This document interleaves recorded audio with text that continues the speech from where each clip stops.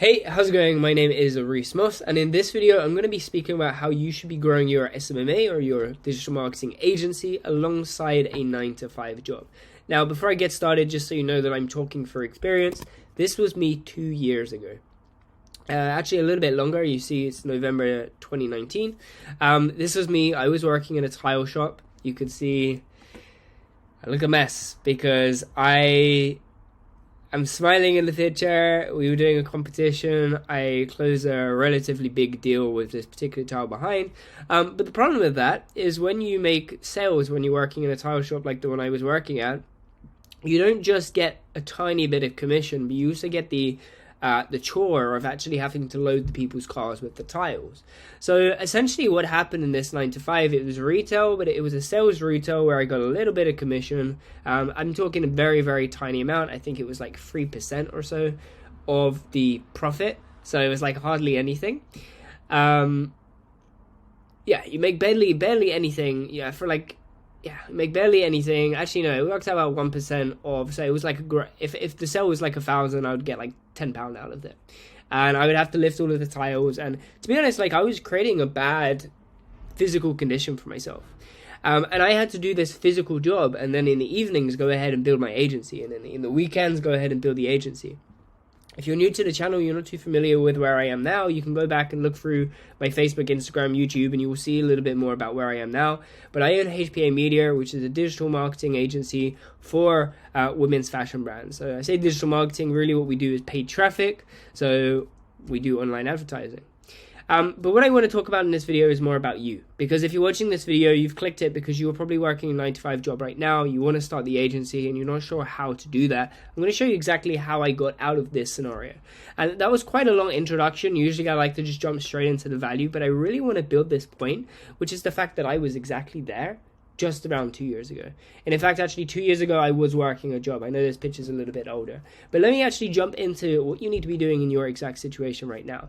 So I'm going to go over to Notion, and we're just going to go through some notes. I'm going to just go off the fly. I'm going to read out this and add more to it as we go along. So really, I just want to boil down the things that you actually need to get started, because there's going to be a lot of noise coming if you're searching YouTube and you're searching things like how to start your SMMA alongside a 9-to-5 or something along those lines. You're going to start getting opinions from a bunch of different people. And now the problem with that is I'm going to tell you one thing, somebody else is going to tell you something else, and someone else is going to tell you another thing. The very first programs that I ever went through, they said do all the work yourself, which if you're working 9-to-5 is impossible. And it's not something that you can do. It's definitely not efficient. So we need to really work out what the most efficient way for you to actually grow the business is. And that's just keeping it really, really simple. So in order to get started, all you really need is to know the niche that you want to work with, know the offer for that niche. The offer is not the mechanism. I'll explain that in a second. It's the offer. I'll explain actually what this is in just a moment. But you need the niche, you need the offer, you need a basic understanding of what the mechanism is that you're going to use to actually provide the offer and provide the transformation you're selling. You need a proven outreach system so you can actually do outreach in an effective manner in a way that's actually going to work. And then you need to have a scheduler set up. If I were to start an agency, let's just say I wanted to start an agency today. Within a week, I would start doing the outreach like pretty much immediately. All I would need is this. And I could start an agency in a completely different field that I don't know of. If I wanted to do email marketing, and let's just say it's something I didn't know about, and I wanted to do that, I could literally just start learning it today, and within a week start reaching out to brands. And the reason for that is because I keep it very simple. So this is all you need to get started. The niche, pretty self-explanatory. I want to talk about that. The offer, this is where a lot of people go wrong. Your offer is not Facebook ads. Your offer is we help X brands achieve X result. It is the transformation that you are offering them. The mechanism is what you're actually using to reach the transformation that you're offering. If you're offering to help people scale to 100K a month with their business, your mechanism is what you're doing to actually get them there. It's the advertising, the TikTok, the UGC creation, the email marketing, whatever that may be. It's that side, right? So this is all you need actually to get started. And then what you need to do on a daily basis is just make sure that you're doing the things that you need to do. So in order to do that, you need to know what to focus on. Now, I've boiled this down into 5 areas, but only 4 of those are what you need to focus on right now. Number 1, lead gen. lead nurture, lead conversion, and then eventually lead fulfillment. So even actually lead fulfillment, you can kind of leave until you start booking calls. Your sole priority right now is outreach. It's not necessarily to book the meetings. It's just to do the outreach and to get feedback based on the outreach you're doing. If you start sending a bunch of cold emails and you don't get any responses, then what you need to do is work out how to get the responses. Once you get the responses, then you need to work out how to transition that into meetings. And then for the meetings, obviously the client signing on board, the prospect signing on board, becoming a client, and then the fulfillment, etc. But all you need to focus on right now is these two sections here. And then when you're booking the meetings, then comes in the conversion. The conversion is the sales call. So let me go and put that in here, sales call. The lead gen is just how you're getting the leads in the first place. It's whether you're doing this yourself or you're getting somebody to do it, like a data miner, if they're providing the leads for you. Now, I'm going to speak about delegation right now and basically just say for lead gen, this is the number one thing that you need to get delegated first. And what I mean by that is you need a data miner. So I'm actually just going to bring this down. So you want to get a data miner to provide between 30 to 60 leads a day for you to send out. And then your job is just to upload these leads into a automated sending software such as Lemlist or Instantly AI, right? Your sole priority as the business owner becomes pretty much one thing. That's actually sending the outreach. It's not sourcing the leads. It's sending the outreach because that is your sole priority right now. Lead generation is super, super important. You need to make sure that the data miner is actually providing good leads in the first place. Good leads. And what I mean by that is qualified. If they're not qualified, they're not a good lead. You shouldn't be reaching out to them. So make sure that the leads that your data miner is providing are good and qualified. Now, if you're thinking, I'm not going to use a data miner, well, to be honest with you, it's a mistake, especially if you're working a 9 to 5, 40 to 50 hour work week. There is just no way that you're going to put in 2 to 3 hours a day just getting the leads, not even sending the emails, just getting the leads. So you really want to make this as simple, as efficient, and effective as possible. For the lead generation, you just want to make sure that the leads are qualified and that you're sending your emails or whatever mechanism you're using to actually do the outreach. Just make sure that you're doing it in a way that you're sending it to qualified people. And as I said, delegate this by getting a data miner on board, providing 30 to 60 leads a day, and then sending the emails automatically with a software. Don't do manual emails. Don't record looms, especially not cold. No cold looms. It doesn't make sense. It's inefficient. It's not effective. The reason it's not effective is because you're not wanting people to watch a video. You want them to book in a call with you and see if they're a good fit for the program. There's a difference. Looms can be helpful, but it's not to a brand new cold audience. That is not who looms are going to be helpful for, and that's not going to be effective to that audience. This is what you want to do for lead gen. Really simple. Now, this aspect here is actually lead nurture. This bit here, the lead nurture, is actually getting them on a call. So the lead generation, just to come back to this a little, the lead generation section is just basically how you're getting the leads into your business. And the data miner is one way that you should be doing it. The other way that I teach people in my mentorship and the way that we do it ourselves in my own agency is organic marketing, because then you'll get an inflow of leads as well. So you actually get leads coming to you as opposed to you just going out. So this approach here, I said over here, you need a proven outreach system. This is what you want to use. You want to use data miners. So this is basically cold email.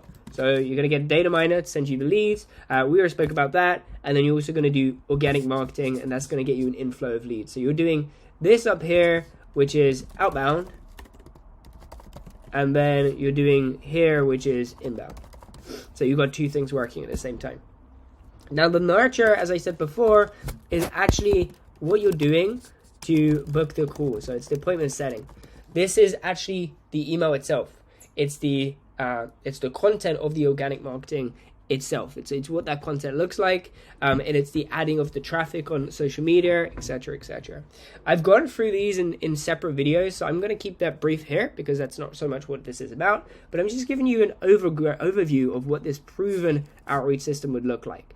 And it's the emails plus the organic marketing. The appointment setting on the nurture section for the emails The goal is just to book appointments with people that are qualified to speak with you. And the conversion is the sales call. So to have the sales call. Again, not going to talk about that here. Sales is something that you do need, but not right away. And likewise with the fulfillment, all you need is a basic understanding of the mechanism. Because when you do get a client, you will hire somebody to take over the work for you. So that's that. In terms of the delegation, all you want to do right at the beginning is hire somebody to do lead generation. You don't need to hire a massive team to go and send the outreach for you. Because of the way that we've got it working out here, it's really efficient, it's really effective, and it will only take you between an hour and 2 hours a day to do both the email side and the organic marketing side. Because we're getting the leads from Data Miner and we're sending the emails through a software. The last point that I want to speak about here is the scheduler. Now, this is super important to make sure that you actually have a scheduler set up. And most importantly, you connect it to your calendar and actually use the calendar. So a mistake that I made a bunch of times when I was working my 9 to 5 is I would have my emails sending out. And back then, you know, I was sending the link just to anybody. I was like pretty much sending the link to everyone. It's ineffective, don't do it like that, but I was pretty much sending the link to everyone. And then the problem is some people would actually book in, and they would book in at times where I'd be working, or I'd be traveling, or I'd be unavailable to actually just take the call in the first place. So you want to make sure that you've got a scheduler, it's connected to the calendar, and you actually use your calendar. So when you get your work hours, if it was like mine, where I would work different days on different weeks and different times, etc., make sure you actually put the work hours in, and then you know, and you have them in the calendar, and then of course people can only book at times that you're available.